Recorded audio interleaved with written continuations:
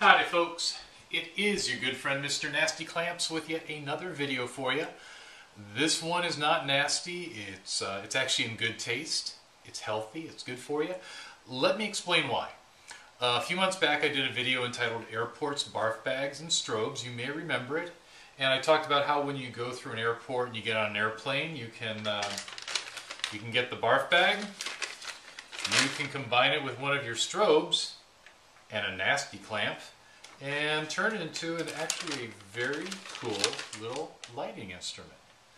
Now, the other thing I talked about in the video was how when I travel, I always take oatmeal with me. I always take dry oatmeal with me, and then when I'm on the airplane, I eat it there. A lot better than eating the food that they're serving. A bunch of you actually ended up writing to me and saying, okay, what's your recipe? How do you make your oatmeal? I'm going to tell you. First of all, you're going to get a plastic container. You can use anything like Tupperware, old yogurt container, whatever. Just something that's sealable and relatively heat resistant. You're also going to want to get oatmeal. Myself, I like the thick cut organic oats, and I use about half a cup. So you can put that, hang on, you can put that in your container, half a cup of oatmeal. Next, you're going to get some dried fruit. I like dried cranberries, but anything works. You can use dried apples, dried cherries, raisins, doesn't really matter. And I'm not sure on the exact amount, but basically enough to fill your hand, sort of like that. That also goes in the container. A little bit of brown sugar. How much? I don't know, probably about a tablespoon or so. I never really measure that much stuff out. About that much brown sugar. About that much brown sugar into the container. You also want cinnamon.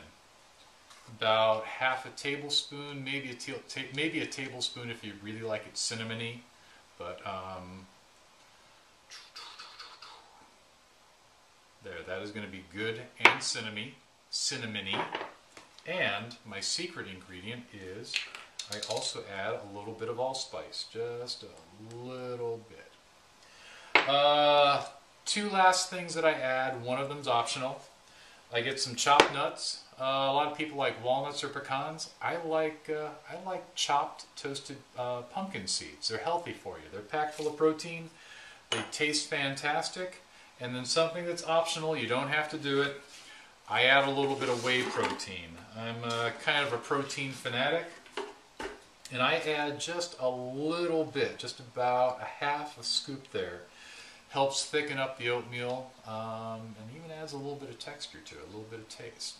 A lot of people don't like whey protein though, so it's kind of your option. Seal it up. Shake it up. You're good to go. You can take this on an airplane, you can take this to work, whatever. Here's how you turn it into real oatmeal though. You're going to get hot water. This is hot water, and you're going to pour it in here. And what you want to do is add enough water that the dried oatmeal is covered with about a 1/4 inch of water or so. And then you seal it up, and then you're going to walk away.